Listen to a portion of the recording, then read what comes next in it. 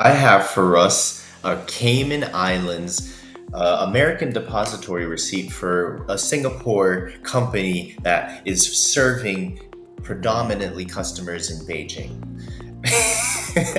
In other words, we're getting into some spicy territory here, but who knows? Maybe we find some value, panhandle some gold from definitely a lesser searched part of the river. Will the CFO John Fei Zhang take us to a sort of promised land here in late 2023? Up Fintech Holding Limited. Not sure what it's about. Let's just dive in so that your wisdom can blossom. Remember, at the end of the video, I will be unraveling the story behind the numbers, and then the Sage Seeds AI will consult with us, turn the numbers into a season ranking. The opening move is the item 8. All right, the consolidated balance sheet. Almost everything is in current assets, not usual. Despite that, we're looking at about a 1.2-ish current ratio. Now that would be a company thinking that it's in growth mode. Statement of income. In Singapore, columns are left to right. Fintech was in their name, and they are collecting interest and commissions. I mean, this seems to be some sort of brokerage then, right? Now, revenue has actually stumbled. However, it is roughly up by 90 million compared to 2 years ago. They actually did lose money in the latest year, and that boils down to hiring more employees while that revenue went down. Statement of cash flows. Depreciation is tripling in the last 2 years. That's very congruent with a company in the growth mindset. Looking at these working capital changes, payables to customers is very, very large and consistently increasing. Now, it could be a quirk of the brokerage business. Let's look into what sort of growth this company is expecting. It needs growth in order to start fixing some of those accumulated deficits. Similarly, we're going to look into specifically payables to customers and figure out what these giant numbers are. They should be, we would hope, related to a clear-cut, hopefully even simple growth story. Let's gather facts. A summary of significant accounting policies. Another subsection is cash, but actually segregated for regulatory purpose rather than just regular cash and cash equivalents.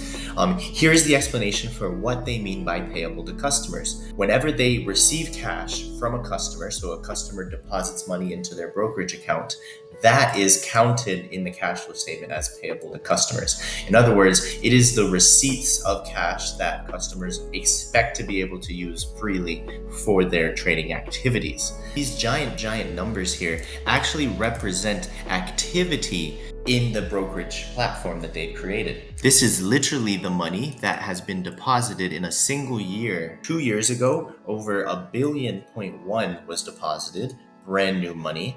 That has been decreasing over the last couple years, but is still the largest number on this by far.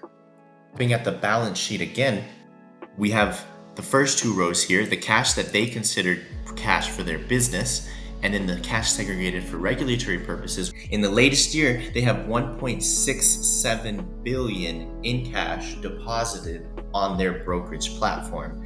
That is why current assets is so large and basically is all of their assets.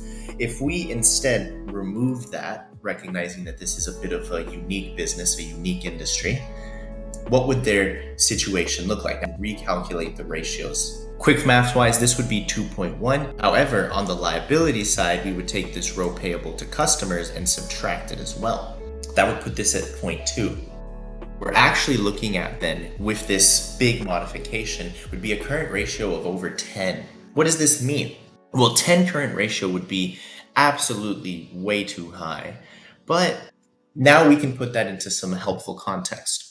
This company has $10 for every $1 that it owes outside of the money that it is keeping for customers. They are going to want to invest part of those extra $9 into new ventures, into new growth, either attracting more people to their brokerage firm or perhaps even expanding their product lines. Looking at the revenues again on the income statement, we can see that there is something happening in this other revenues. We're going to try to re-attack gathering facts, looking for an understanding of what this other revenues could be. In the notes to the item 7, there's a section called Key Components of Results of Operations. They're giving us the growth rates of the different types of revenues, including the other revenues section.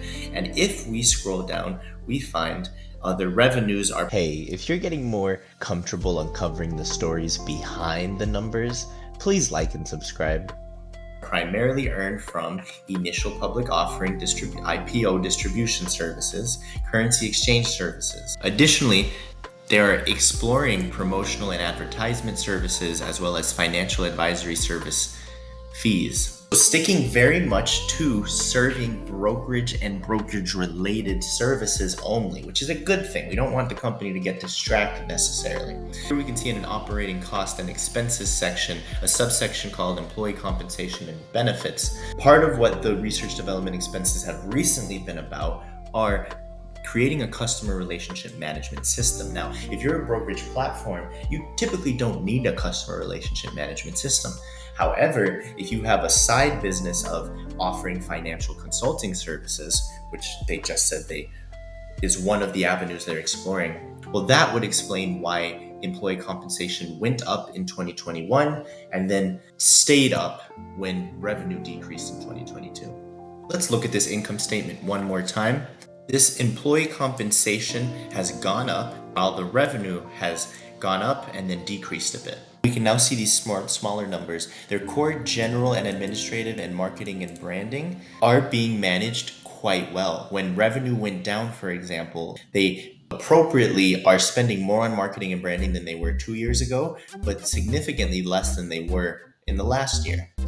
Similarly, their general and administrative is teetering in the same way. The fact that these two rows are being managed in accordance with how the revenue is being received shows that this company is very much aware that it has gotten success, but needs to play it a little bit careful until they can make this stable state of success. Now, with all sorts of nuance possible, very few people would disagree that there's going to be less people able to use a brokerage firm and invest on their own. Index funds and mutual funds are increasingly being sold directly to investors through brokerage platforms rather than being bolted onto what are kind of nowadays expensive financial products from banks. This macro trend certainly means that some people will benefit from that shift in the Asian economy.